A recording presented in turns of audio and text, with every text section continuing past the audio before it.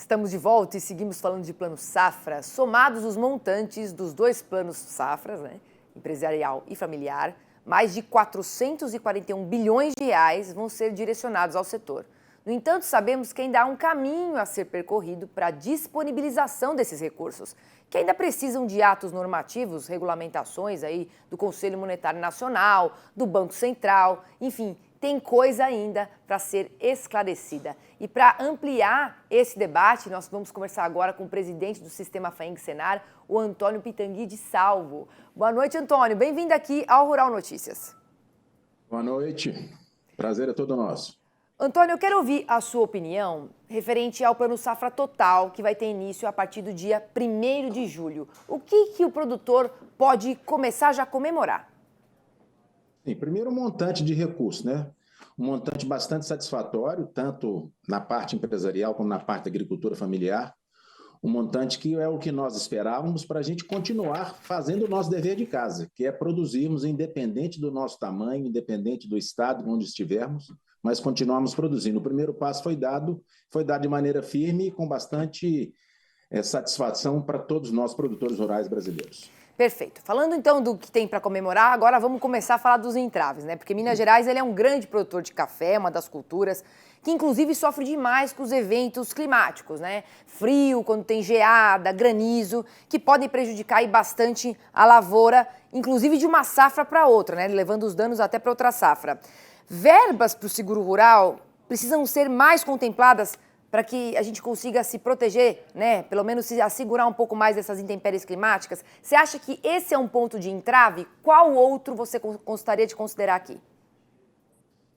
Esse talvez seja o maior ponto de entrave. Nós temos, Minas é o estado com maior diversidade no que diz respeito ao agro. Nós temos desde a cafeicultura até o mel, azeite, vinho, pecuária de corte, pecuária de leite, onde somos nós produtores, batata, HF de uma maneira geral. E sabemos das adversidades que existem no nosso estado e em outras regiões, mas especificamente no nosso estado, por ter uma variação climática do norte de Minas, do Jequitinhonha e do sul de Minas principalmente, com chuvas com incidência de granizo, tempestades, secas, déficit hídrico, enfim. Essa parte, no que diz respeito ao seguro, realmente ainda está muito aquém do esperado.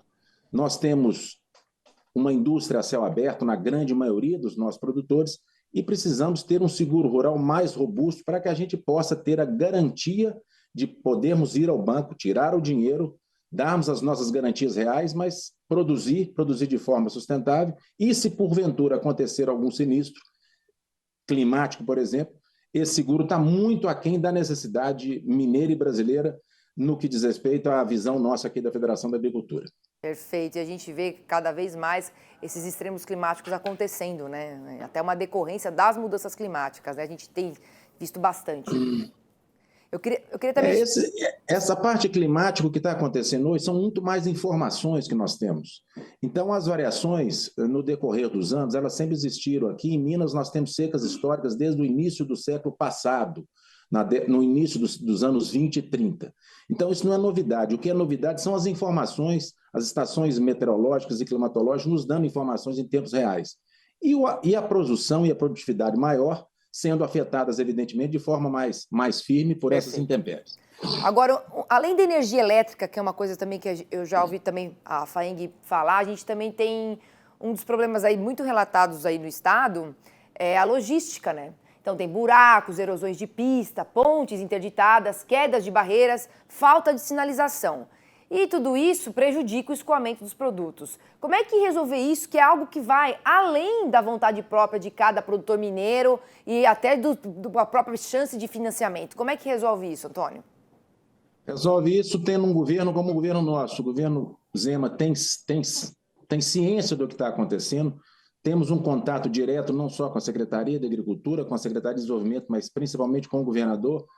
E ele tem sensibilidade, sabe que da nossa maior malha rodoviária brasileira, que é em Minas Gerais, que está em Minas Gerais, as operações de recuperação das estradas, principalmente com esse período que se terminou agora, o período chuvoso, que tivemos chuvas muito abundantes, exatamente pelo Laninha, onde tivemos várias estradas praticamente intransitáveis, hoje quase todas resolvidas, ou por novos asfaltos, ou por operações tapa-buraco.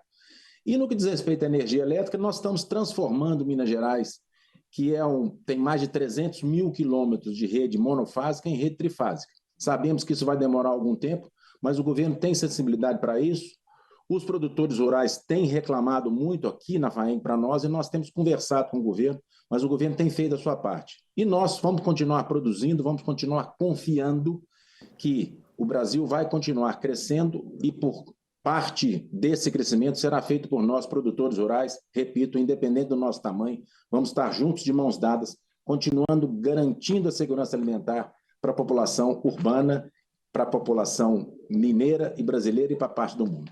E agora, até puxando essa parte que a gente vê o Brasil como um todo, né? A gente fala de investimento no agro, né? Mas na realidade, né, Antônio, é um investimento para toda a população brasileira, já que quem segura o PIB aqui é o setor do agronegócio. Eu queria que você comentasse um pouco sobre isso.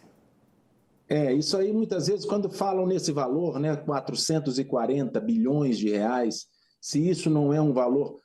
Olha, o agro do ano passado é 2 trilhões e 460 bilhões de reais. Então, é a melhor poupança que existe para um país consciente como o nosso e com aptidão agrícola e pecuária como a nossa, é investir no nosso produtor para que ele possa transformar esse valor em 1 ano, 2 anos depois, num PIB que não fica dentro das fazendas. Esse dinheiro não fica guardado mais debaixo do colchão, como se fazia no passado.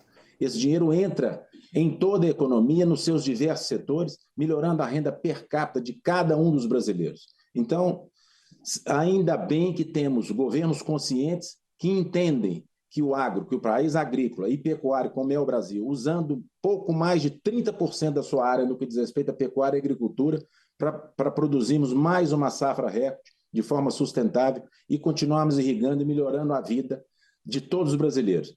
Temos alimento em todas as prateleiras dos supermercados e dos mercados brasileiros. Se eventualmente temos alguém passando fome, é porque não temos uma economia compatível com o povo nosso. Precisamos melhorar, sim, a parte econômica, porque a parte do nosso povo, a parte do produtor rural, nós estamos fazendo e fazendo muito bem, garantindo alimentos de forma sustentável e com cada ano mais recorde em cima de recorde, com mais diversidade e com mais manutenção desse pessoal com uma vida justa no campo.